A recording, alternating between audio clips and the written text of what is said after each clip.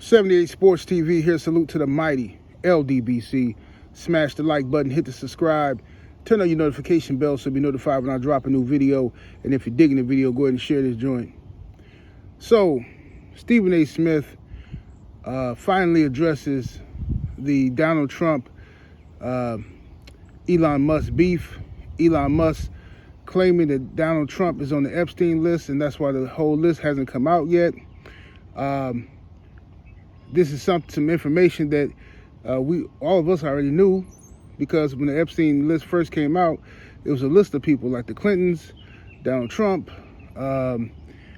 British royalty, a lot of Fortune 500 company men. Some of the most powerful people in the world used to visit Epstein Island and were friends with clients of Jeffrey Epstein. We already knew that. But the media shut it down, hushed it up, and gave you Diddy to talk about, okay? And only few people kept the same energy and were still wondering what happened to the Epstein list. So Elon Musk, who was part of Donald Trump's cabinet, one of the richest man in the world, comes out and says Trump is on the Epstein list. And it makes sense as to why that list hasn't come out yet, okay? So Stephen A. Smith responds by saying, well, I'm not gonna address that. I'm not going to address it. You need proof to make an accusation like that. You need proof. Well, first of all, this is why I don't rock with Stephen A. Smith. Stephen A. Smith is the worst type of brother. He's a company man. There's no proof that Shannon Sharp did anything. There was an accusation. You did a whole soliloquy about Shannon Sharp, a whole show, talking about what's a good look, what's a bad look. When it's Diddy, you talk about Diddy 3-4 times a week on your YouTube channel. That hasn't been proven. Only thing we know about Diddy is he a freak, he a dope fiend, and he a woman beater. But as for the illegal stuff, that hasn't been proven yet. But they don't stop you from talking about him, right? Whenever somebody black is in trouble or accused of something, Stephen A. Smith takes it upon himself to come on YouTube and show his natural behind. Whenever white folks is accused of something, he takes the diplomatic approach. Do you all remember what happened with Josh Giddey? When Josh Giddey was accused of messing with an underage girl, Stephen A. Smith, because he got a lot of backlash on the internet, people said, why Malika Andrews? Why Stephen A. Smith? Why ESPN not smashing the gas on Josh Giddey? Stephen A. Smith said, first of all, hold up, first of all, we need evidence, okay? Give it time. We need proof. So every time somebody who's white does something and gets accused of something, Stephen A. Smith needs proof. He wants to wait and be fair. Whenever somebody black does something, he feels this is his duty to talk about it. Whether he got the evidence or not, he wants to talk about it. You see what I'm saying? And that's my issue with Stephen A. Smith. This is why I don't trust him. Don't like him. He did the same thing with James Dolan. James Dolan, who was the owner of the New York Knicks, I think the Rangers as well. He was accused by a woman of introducing or setting her up to get taken advantage of by Harvey Weinstein, and Stephen A. Smith never even addressed it. Didn't even want to talk about it. When Dana White was on camera slapping his wife, Stephen A. Smith made excuses for it. He sounds so sad and somber talking about it. You know what I'm saying? Oh, he's my friend, and it's just a terrible situation, It's unbelievable, this guy. I remember Jay Williams even called Stephen A. Smith out about his hypocrisy and the double standard he has for white folks and black folks. Jay Williams, back 2-3 years ago, when Stephen A. Smith was going in on Kyrie Irving very, very heavily, and because Kyrie Irving didn't want to take the shot. Yeah, I remember that. He didn't want to take the ejection. So Stephen A. Smith had a lot to say about it. But then when Aaron Rodgers didn't want to take it and was making all these crazy statements, Stephen A. Smith came on, and his tone was different. His tone, his energy was different. It sounded like he hated to criticize Aaron Rodgers. Like it's like when it's a brother, you know how it is. The energy ain't the same. This is what people mean when they say keep the same energy. When it's a brother, You talking like, yeah, this is ridiculous. And let me tell you something. Man, this guy's a joke. This guy's a clown. Let me tell you this. Let me tell you that. But when it's one of them other folks, he say, you know, this is just, you know, this pains me to have to talk about this. You know, I really wish he would do more research. You know, I really wish that the brother would, you know, what?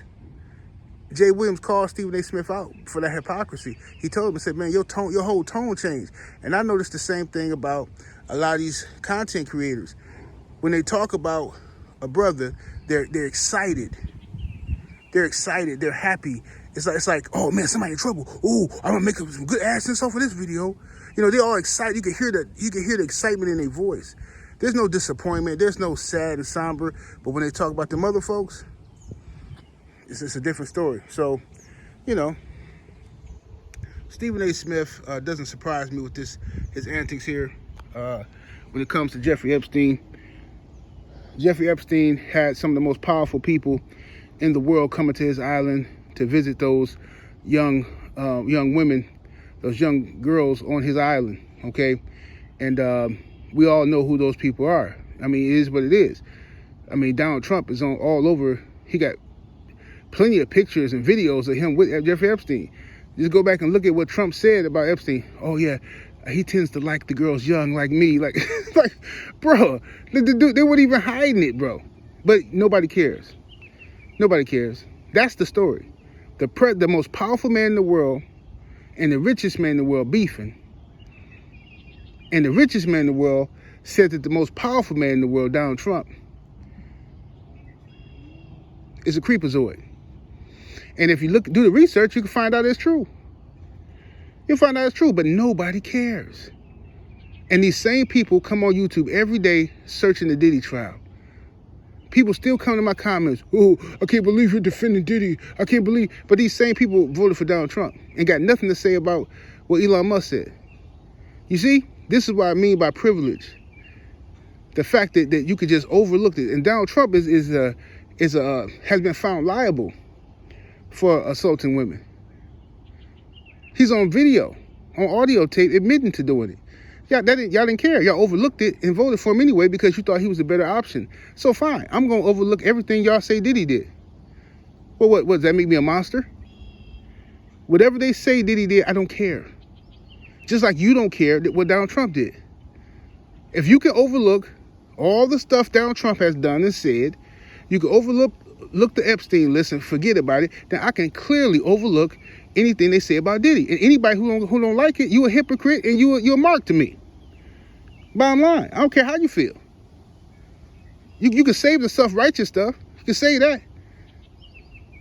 Because y'all don't got the same energy. I'm watching you dudes. You don't have the same energy for Donald Trump. You don't. You don't have the same energy for none of these other guys other than Diddy.